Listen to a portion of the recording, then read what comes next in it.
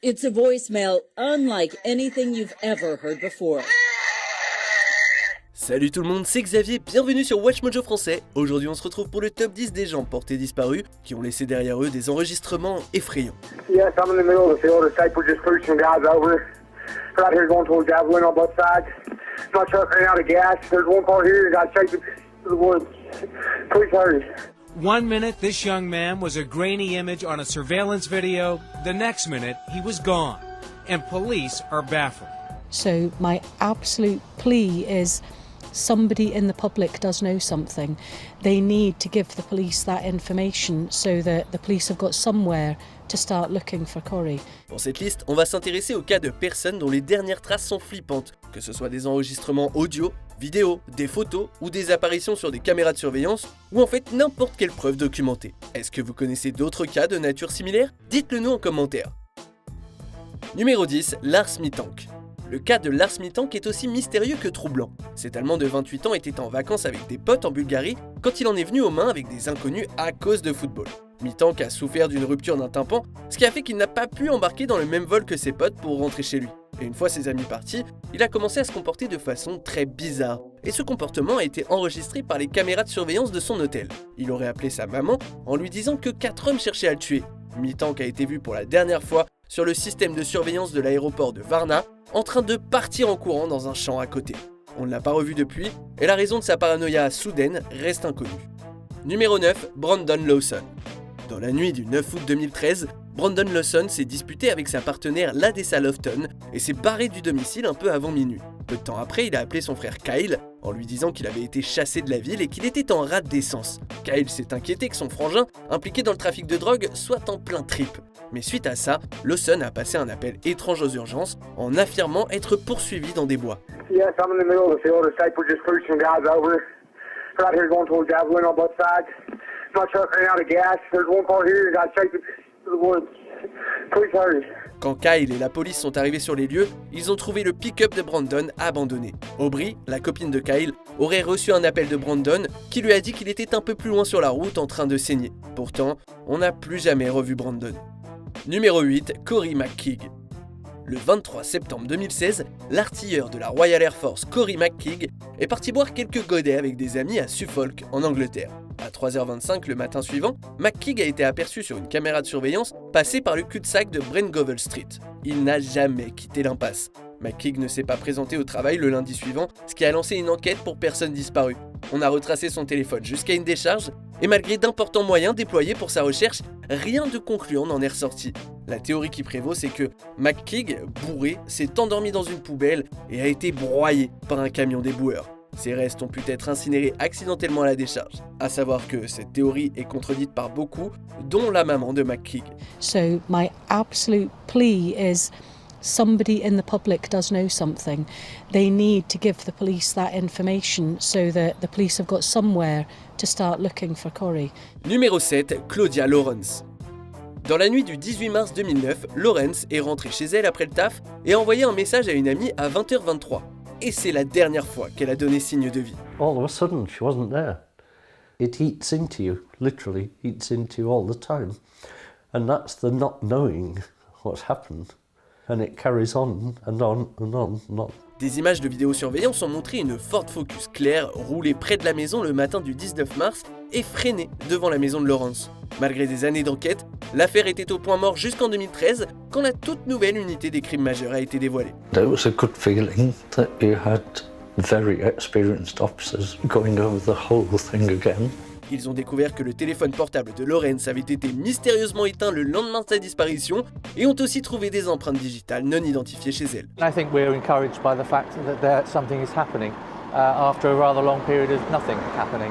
But the police have got a lot of work to do. They've been doing a lot of work, and that's good news. Plusieurs personnes ont été arrêtées après avoir été suspectées de meurtre, mais le manque de preuves et de coopération des témoins n'ont pas permis que des accusations soient retenues.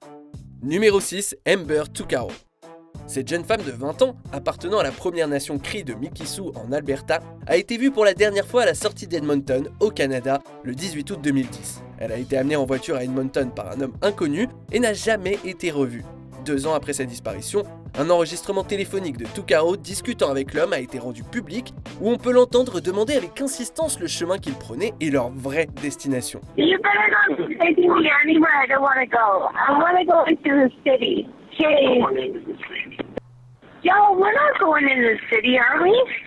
No, we're not. Seulement 4 jours après la divulgation de l'enregistrement, la police a retrouvé le crâne de Tuccaro dans un champ agricole. And their search for the voice intensified. RCMP say they've received hundreds of tips, but the identity of the man behind the voice remains a mystery. Le travail d'investigation derrière sa disparition a été très critiqué et la gendarmerie royale d'Alberta a même dû s'excuser auprès de la famille Tuccaro. Des excuses férocement rejetées. I fully acknowledge that in the early days of our investigation into Amber's disappearance, that it required a better sense of urgency and care. Numéro 5, Kenny Veach. En 2014, le randonneur Kenny Veach a laissé un commentaire sur une vidéo YouTube dans lequel il explique être tombé sur une grotte flippante en forme de M dans le désert et avoir pris ses jambes à son cou. And something about that cave just spooked me. Out of all the caves I've ever gone in, this one just made my body vibrate. Les commentateurs YouTube captivés l'ont encouragé à s'y rendre et à documenter son expérience. Et bien que ce soit ce qu'il a fait, il n'a pas réussi à trouver la grotte, mais il est quand même tombé sur un puits de mine abandonné. It goes way, way, way down in there. Let me see if I can... that's pretty far. Des viewers déçus l'ont empressé de réessayer. Il y est donc retourné, mais n'est jamais revenu. On a fini par retrouver son téléphone à l'extérieur du même puits qu'il montrait dans sa vidéo précédente. Une femme affirmant être sa copine a ensuite commenté la vidéo, déclarant que Veach s'était suicidé et avait laissé son téléphone derrière lui pour ne pas être tracé. And that is it. So see you later, tortoise.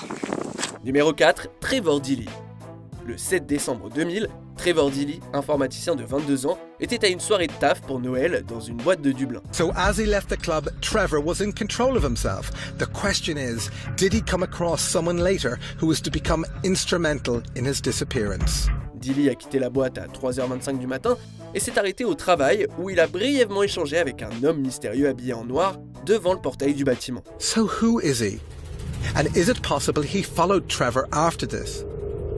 Even in this grainy state, this footage may hold the key to unlocking the mystery of what happened to Trevor. À 4h14, après avoir quitté le boulot, Deely a été aperçu en train de marcher vers chez lui par des images de vidéosurveillance, suivi par un homme en noir une trentaine de secondes derrière.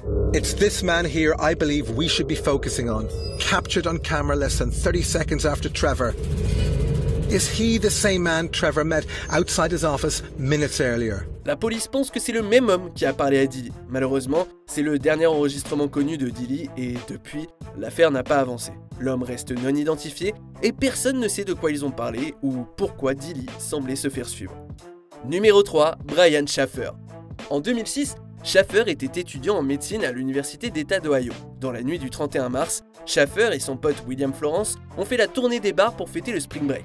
À un moment dans la soirée, Shaffer a disparu.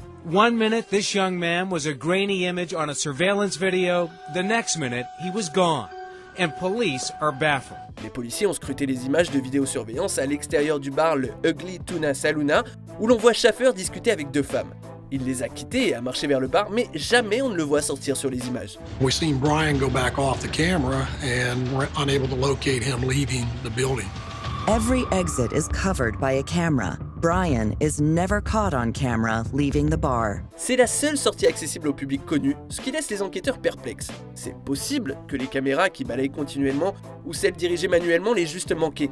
William Florence a refusé de passer au détecteur de mensonges, poussant les proches de Shaffer à le suspecter fortement. Certains pensent que Shaffer est mort, d'autres qu'il s'est enfui et qu'il a pris une nouvelle identité. Foul play has never been ruled out, nor has the fact that Brian maybe just took off. The stresses of life, med school, and losing a mother to cancer. Numéro 2, Henry McCabe. Au matin du 7 septembre 2015, Karine McCabe a reçu un message vocal horrible de la part de son mari Henry. On y entend des sons qui ressemblent à des grognements menaçants et des gémissements humains avant qu'on entende une voix dire d'arrêter. Henry McCabe a été très vite déclaré disparu. La dernière personne à l'avoir vu vivant a dit aux enquêteurs qu'il a déposé McCabe chez un épicier du coin après une nuit à faire la fête. McCabe est porté disparu pendant plus de 2 mois avant que son corps ne soit retrouvé dans un lac à peu près à 10 km de l'épicier. Ce qui est bizarre, c'est que le légiste n'a trouvé aucune blessure apparente sur le corps de McCabe, ce qui a rendu beaucoup de gens perplexes quant à la source et à la rationalisation des sons étranges enregistrés sur le répondeur. I try to picture where he was, what it might have been like, what circumstances would have made him sound like that. On arrive presque à la fin. Nous publions de nouvelles vidéos chaque jour, alors avant de continuer, abonnez-vous et activez la petite cloche et les notifications sur téléphone pour ne rien rater. Numéro 1, Chris Kremers et Lisanne Froon. Ces deux étudiantes néerlandaises se sont organisées un petit trip au Panama où elles ont effectué une rando le 1er avril 2014. Avec elles, il y avait un chien qui appartenait au proprio d'un resto avec qui elles avaient sympathisé. Sauf que le chien est rentré tout seul. 10 semaines plus tard, le sac à dos de Froon a été retrouvé le long d'une rivière, avec dedans son appareil photo et les téléphones des deux jeunes femmes. Les deux avaient essayé d'appeler les services d'urgence dès le premier jour de leur rando. Quelques jours plus tard, le téléphone de Froon s'est déchargé complètement et quelqu'un a essayé de rentrer un mauvais code PIN dans celui de Kremers. D'autres tentatives d'appeler les secours ont suivi. L'appareil photo numérique contenait des photos de leur rando, mais aussi 90 photos avec flash pris pendant le matin du 8 avril, et sur l'une d'elles, on pouvait voir l'arrière de la tête de Kremer. Malheureusement, les os des deux femmes ont été retrouvés éparpillés le long de la rivière. À ce jour, cette histoire reste un mystère troublant et dramatique.